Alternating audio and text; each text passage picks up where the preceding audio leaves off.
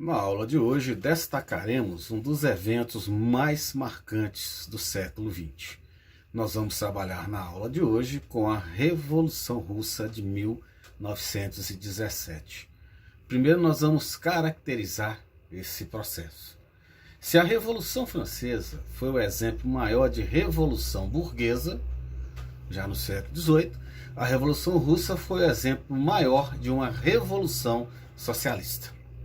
Então, quando nós caracterizamos, quando nós contextualizamos a Revolução Russa, nós vamos dizer que na Rússia, em 1917, ocorreu a primeira revolução vitoriosa inspirada no socialismo.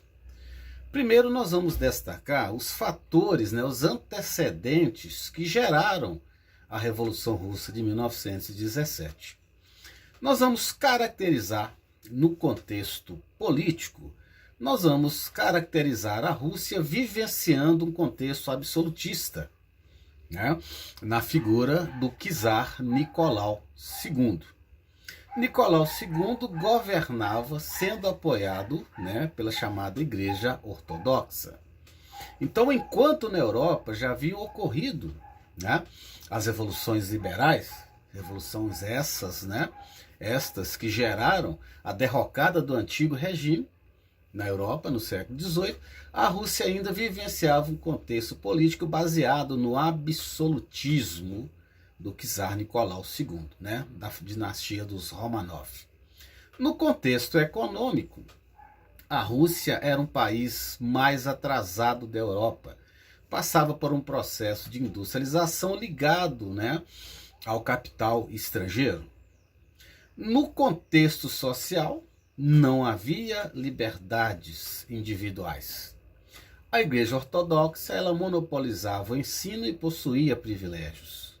No contexto do campo, nós vamos destacar uma concentração fundiária, a posse de terra nas mãos de poucas pessoas, que eram chamados boiardos, os nobres proprietários.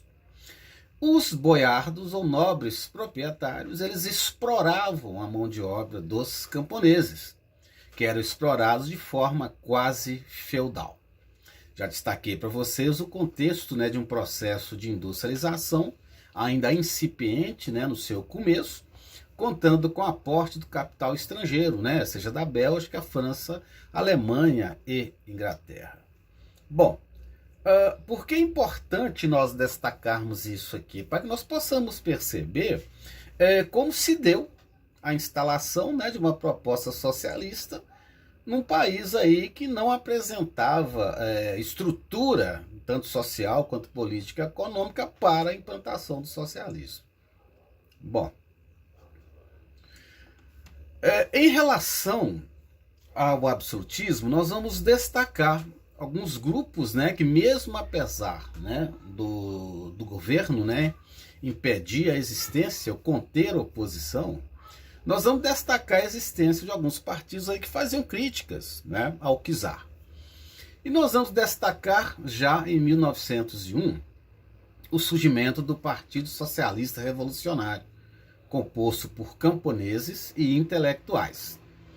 Em 1898, a formação do Partido Operário Social Democrata Russo, formado por intelectuais. Importante destacar que esse partido ele reunia elementos que aglutinavam o pensamento marxista. Perfeito, pessoal? Devido a embates dentro do Partido Operário Social Democrata Russo, houve uma divisão em 1903. O Partido Operário Social Democrata Russo, em 1903, ele se dividiu em duas facções, em dois grupos políticos. Os chamados mencheviques, que era a minoria, propondo uma revolução liberal burguesa aos moldes da Revolução Francesa. Seu líder era Martov. Importante destacar que para os mencheviques, a Rússia ainda não estava preparada para a implementação do socialismo. Ela deveria passar primeiro por um processo de industrialização, modernização, afirmação do capitalismo para posteriormente implantar o socialismo. Os bolcheviques, ou a maioria, propunham uma revolução socialista com a participação de operários e camponeses, liderados, né, por Lenin. Aspecto importante, esse antagonismo entre mencheviques e bolcheviques vai se tornar efetivo após a derrubada do czar Nicolau II em fevereiro de 1917.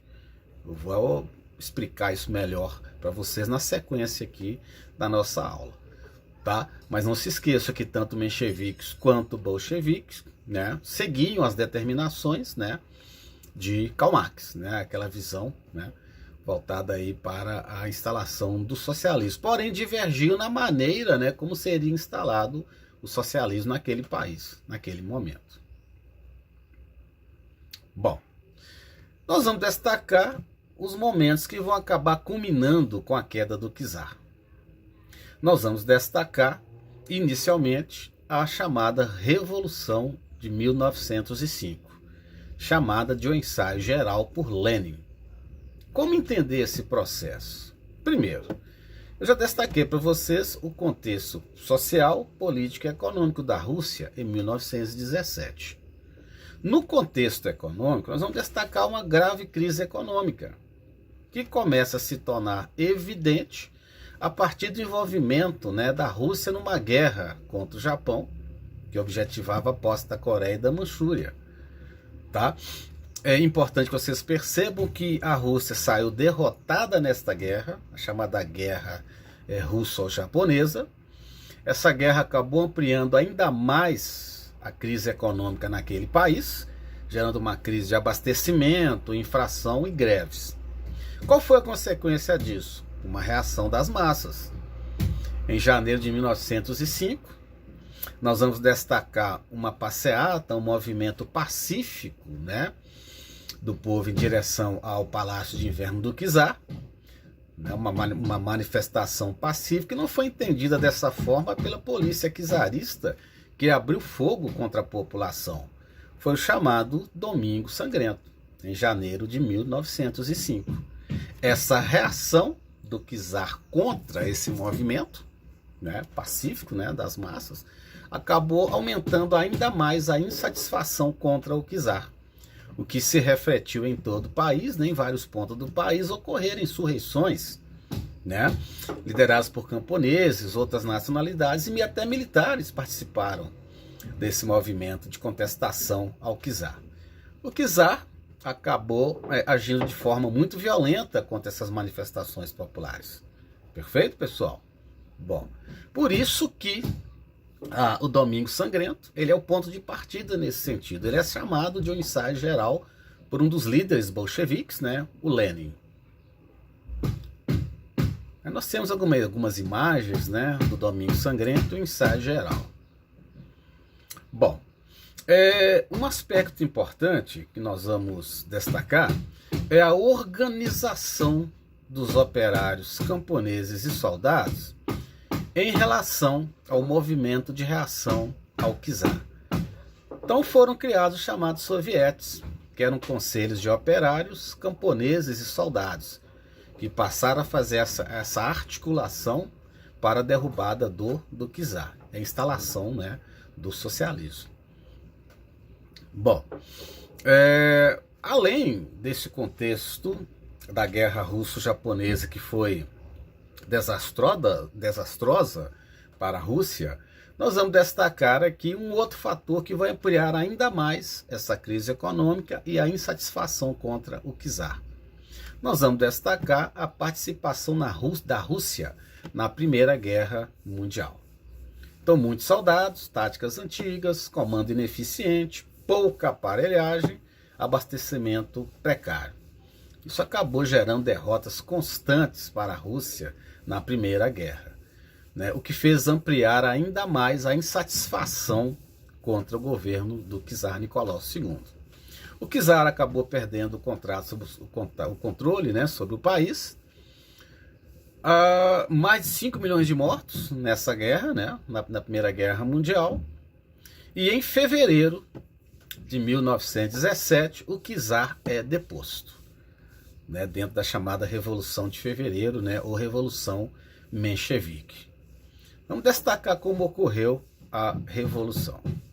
Importante pensar o seguinte: bolcheviques e mencheviques entendiam que era necessário instalar o socialismo naquele país, mas divergiam, né, não chegavam a acordo sobre a forma como seria implementado o socialismo na Rússia, né? Então o que nós vamos destacar? Essa participação desastrosa da Rússia na Primeira Guerra Mundial, aumento da insatisfação contra o czar, mais de 5 milhões de mortos. Em fevereiro de 1917, o czar vai ser deposto, né? Esse processo de deposição do czar, a gente também costuma chamar de uma revolução democrática burguesa. Por quê? Contou com a participação popular e com a participação da burguesia. Só que, essencialmente, esse movimento de fevereiro de 1917 não foi uma revolução socialista.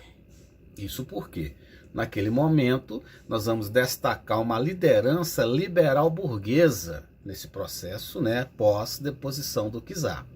Então nós não vamos ter aqui uma ascensão dos bolcheviques.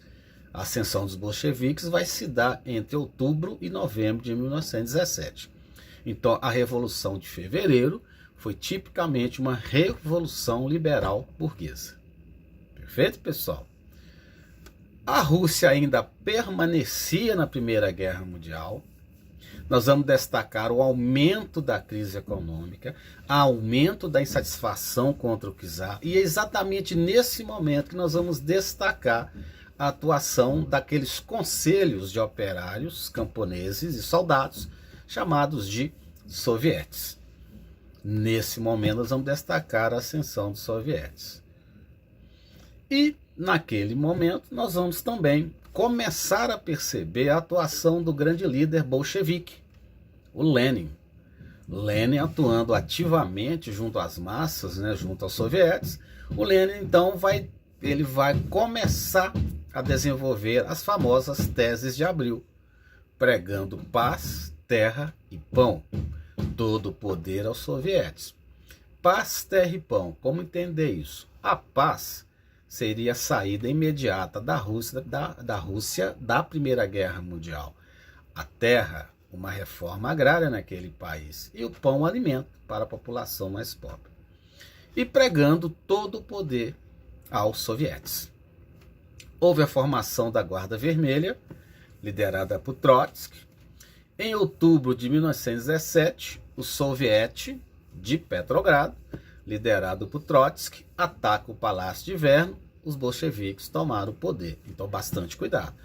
O primeiro momento, né, nós vamos destacar uma revolução liberal burguesa. Perfeito? Que foi a Revolução de Fevereiro de 1917. Outra dica importante. O que foi derrubado na Rússia em 1917 não foi o capitalismo. Não se esqueça que a Rússia não era ainda uma potência capitalista. O que foi derrubado na Rússia em fevereiro de 1917 foi o czarismo e não o capitalismo. É uma dica importante para vocês aí. Então aqui em outubro nós vamos destacar a ascensão dos bolcheviques. A Revolução de Outubro de 1917. Lenin vai tomar o poder. Os bolcheviques no poder, Lenin no comando do país. Pontos importantes no governo do Lenin. Primeira coisa, fazendo jus, né, as teses de Abril, paz, pão e terra. A primeira medida de Lenin vai ser tirar a Rússia da Primeira Guerra Mundial. Para tanto, foi assinado um acordo com a Alemanha. Esse acordo foi chamado de Brest-Litovsk. A Rússia saía da Primeira Guerra Mundial. Porém, com algumas concessões. A Rússia perdeu a Polônia, Finlândia, Lituânia, Letônia e a Estônia. Tá?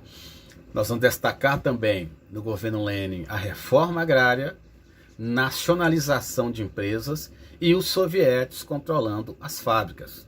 O czar e sua família são fuzilados. No contexto econômico, uma das medidas mais importantes de Lenin foi a chamada NEP, ou Nova Política Econômica, entre 1921 e 1928. basicamente um plano de recuperação da economia russa, introdução de elementos capitalistas de forma provisória, conciliados com base socialista. Um passo para trás para dar 2 passos para frente. Pequenas empresas até 20 funcionários, pequenas e médias empresas até 20 funcionários, comércio livre de produtos agrícolas, recuperação parcial do país. Em 1922, a Rússia foi transformada em URSS, União das Repúblicas Socialistas Soviéticas. Governo Lenin, essas 2 temáticas são importantes. A saída da Rússia da Primeira Guerra Mundial, via Tratado de Brest-Litovsk, e a NEP, a nova política econômica. Esses 2 pontos são muito cobrados em algumas questões. Perfeito, pessoal? Bom, após a morte de Lenin, em 1924, nós vamos ter uma disputa dentro dos bolcheviques. Disputa entre Trotsky, que pregava uma revolução permanente que deveria correr o mundo, e do outro lado o Stalin, que pregava o socialismo em um só país. Essa disputa ocorreu logo após a morte de Lenin. Resultado dessa disputa, Stalin acaba mandando assassinar o Trotsky. Perfeito? Instalação do stalinismo. O que é o stalinismo? É essa política adotada por Stalin após derrotar Trotsky. Características do governo Stalin: uma ditadura totalitária, eliminação da oposição, inclusive até elementos do antigo partido bolchevique foram perseguidos, tá, por Stalin. Trotsky foi assassinado a mando de Stalin no México em 1940. Caracterizando o governo Stalin, uma ditadura totalitária. É o que nós chamamos de o que caracteriza o stalinismo é a fase de uma ditadura, né, na União Soviética entre 1924 e 1953. Características, né, do governo Stalin. Olha, no contexto da economia, uma burocratização estatal. O que é isso? O Estado passou a tomar conta de todos os setores da economia. Controle do ensino e comunicações, culto ao líder. O Stalin passou a ser associado ao guia genial dos povos, né? A propaganda governamental, é um detalhe importante. A personificação do líder era um traço marcante do governo Stalin. Então alguém deve estar pensando assim, puxa, mas isso é coisa de fascismo. Então, né, ficou essa interrogaçãozinha aí. Mas a partir daquele momento, a União Soviética se transforma numa ditadura. Ok, pessoal? Aqui alguns elementos, né, da propaganda stalinista, né? Bom, um controle da arte, né, o realismo socialista, incentiva a submissão, nacionalismo. Em 1928, Stalin cancelou as medidas da NEP e instalou um plano agora baseado na planificação econômica, chamado planos quinquenais. Tá? Em 1928, o Stalin, né, ele vai então eliminar as medidas adotadas por Lenin via NEP e instala os planos quinquenais, com metas a cada 5 anos e dando ênfase à indústria de base, né? O que vamos chamar então de socialismo real? Foi esse modelo stalinista de socialismo baseado na planificação econômica, na burocratização e na ultracentralização adotado mundialmente. Nós costumamos dizer que a União Soviética não tinha nada de socialismo, tal qual Karl Marx havia evidenciado. Encerramos aí a Revolução Russa de 1917.